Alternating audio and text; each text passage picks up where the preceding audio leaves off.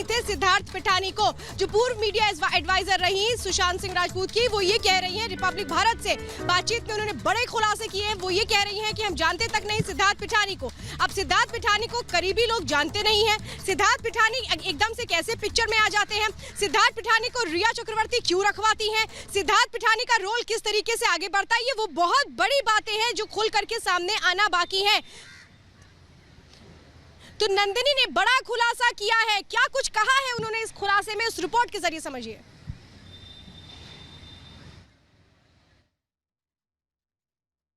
है नंदिनी शर्मा, वो रह चुकी है हेड ऑफ कम्युनिकेशंस इनसाई वेंचर्स, एक ऐसी कंपनी जो सुशांत सिंह राजपूत ने खुद फ्लोट किया था। नंदिनी, रिपब्लिक भारत से बात करने के लिए बहुत बहुत धन्यवाद। सबसे पहले ये जानना चाहूँगा, आप सुशांत सिंह राजपूत को कब से जानते थे?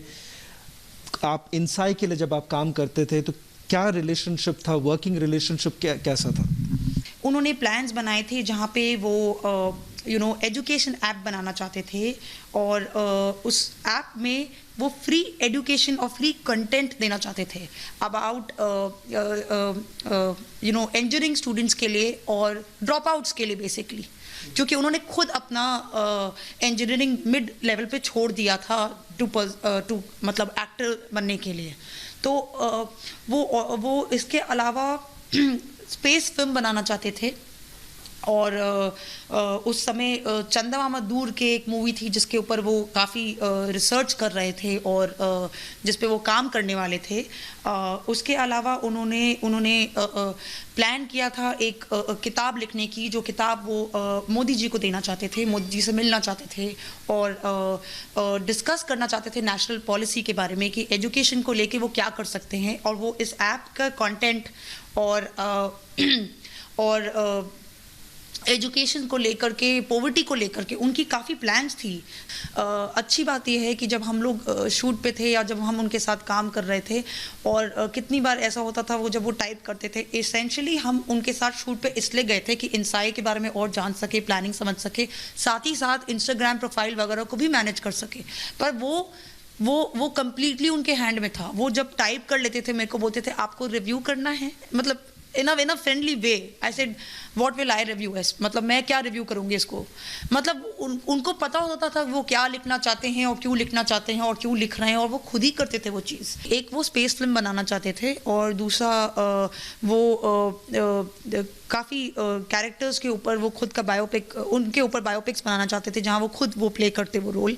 स्वामी विवेकानंद हुए, बाईचुंग भूटिया हुआ, इस टाइप के लोगों का कुछ लिस्ट था उनके दिमाग में, जिनके बारे में वो OTT प्लेटफॉर्म्स में वो प्लान कर रहे थे बायोपिक बनाने की।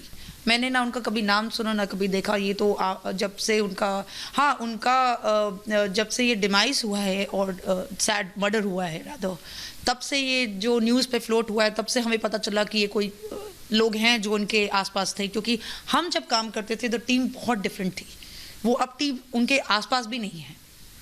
ये पूरी टीम शफल हो चुकी है। ये कब हुआ, कैसे हुआ, ये हमें नहीं पता, बट ये बहुत सैड हुआ है। आप उस वक्त कह रही हैं दावे के साथ संदीप सिंह या सिद्धार्थ पिठानी करके कोई भी उस समय सुशांत सिंह राजपूत के साथ नहीं थे? जी नहीं, मैंने उनका नाम कभी नहीं सुना था उनके मुंह से, कभी नहीं। हमने कपल ऑफ उनके 2-3 दोस्तों को देखा था जो उनसे काफ़ी करीब थे। एक महेश शेट्टी, मुकेश ऑफ कोर्स जो डायरेक्टर थे, वो भी बिकॉज क्योंकि उस समय तो उनकी मूवी की शूटिंग चल रही थी तो उनके साथ काफ़ी बातचीत थी। और एक एक्ट्रेस थी कीर्ति सानन, जिनके साथ उनकी काफ़ी बातचीत थी। और कुशल काफ़ी क्लोज थे, उनके काफ़ी अच्छे दोस्त थे, वो आते जाते रहते थे घर पे। बट इनके अलावा मैंने तो नहीं देखा जब मैं उनके लिए काम कर रही थी। वो हमेशा अपने साथ पेन पेपर्स और बुक्स तो रखते ही थे, काफ़ी रीडिंग करते थे। तो उन्होंने लिखा वाई, तुम ऐसा क्यों सोच रही हो? और उसके बाद उन्होंने मुझे लिख के दिया कि मैं इसको पढ़ रही हूँ, ये इंग्लिश में है। You are waiting for people to understand you completely so that you can be your amazing self. Either you are hurt और यू फियर और someone has broken someone's trust. Don't wait, don't fear rejection and trust your self. You are already flying and I see you, you are magic. Sushant.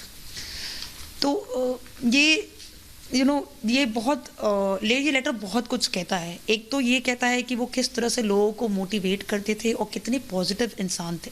हम जैसे लोगों के लिए वो, मेरे लिए तो वो मेंटोर थे।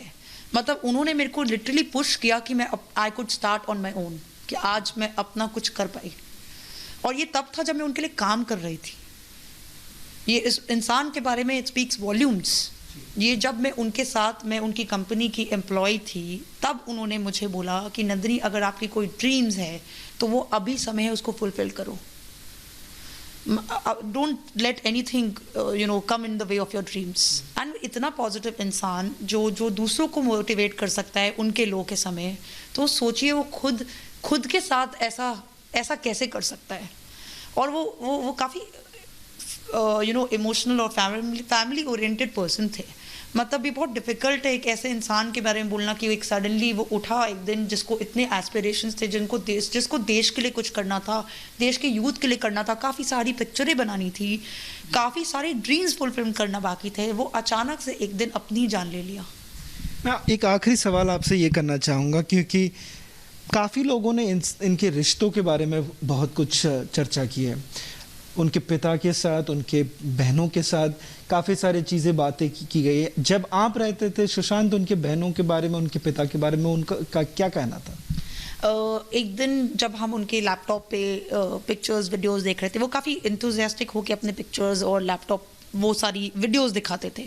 उसमें कुछ वीडियोस उन्होंने अपनी सिस्टर्स की भी दिखाई, और तब मुझे बताया कि ये मेरे पापा हैं, ये मेरी सिस्टर्स हैं। और